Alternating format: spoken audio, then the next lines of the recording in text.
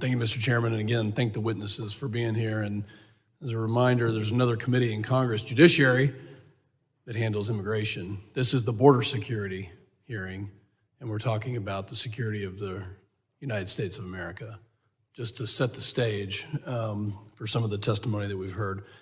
Mr. Ramirez, thank you for joining us. Thank you for being a member of Texas Southwestern Cattle Raisers Association, a very proud organization.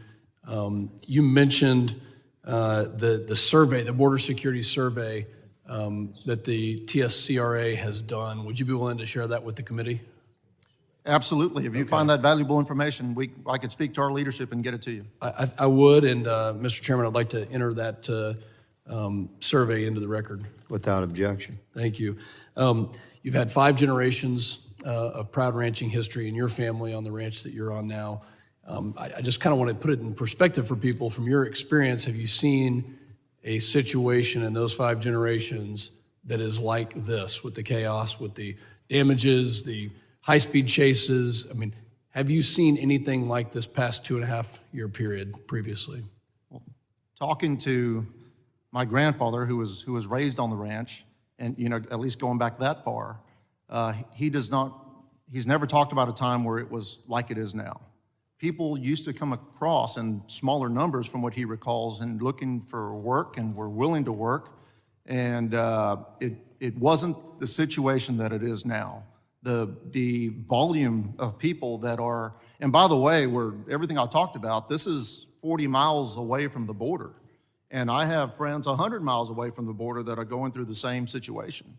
These are people that, they aren't walking or swimming across the river, throwing up their hands and letting themselves, get documented or whatever happens there. These are people that are trying to circumvent that process. What's causing it? I mean, from your experience there, talking to law enforcement, Border Patrol, what is causing this? Well, there's certainly a reason to go through the trouble of hiring a coyote to take them through. That's an expensive process from what I understand. There's got to be a reason why they do not want to be documented. What that reason is, I don't know, but they are coming through in droves through our country. And we're talking 5.5 million people that have been encountered. This notion that President Trump caused illegal immigration to surge is nonsense. And you have 1.5 million known gotaways, over 140 people who've matched the terror watch list that we know about this year. So I have more questions for you, but I want to move on to Ms. Tambunga. Thank you again for once again being in this committee room, for your heartfelt testimony.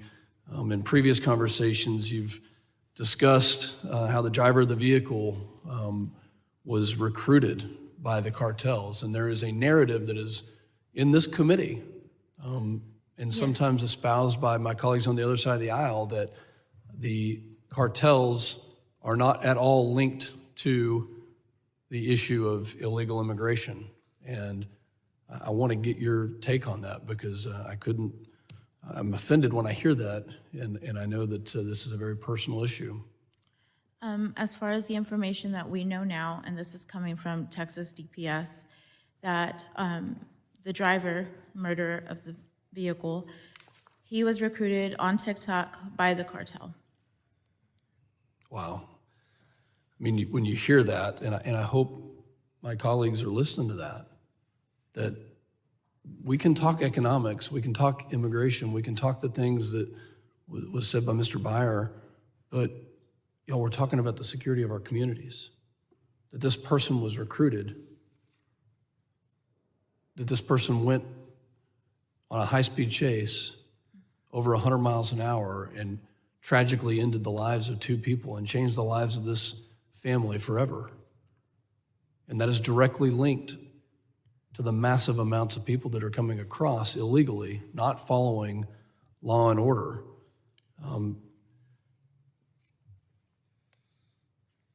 Mr. Ramirez said in his testimony that these high-speed chases are a daily occurrence. And Ms. Tambunga, Mr. Bensman, anything to add to that based on either the community of Ozona or Mr. Bensman, what you in your research have seen? Sure. I spend a lot of time on the border, on both sides of the border. talking to people and with law enforcement.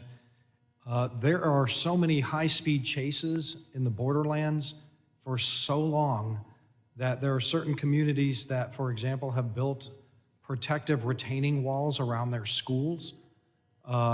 One town in Bracketville actually has developed a siren system, kind of like like if a tornado is coming, except it's like, here comes a car chase. They hit that and all the kids go under the desk. It is just absolutely rampant everywhere you go. It's like nothing anybody has ever seen. Well, thank you, and my time has expired. I know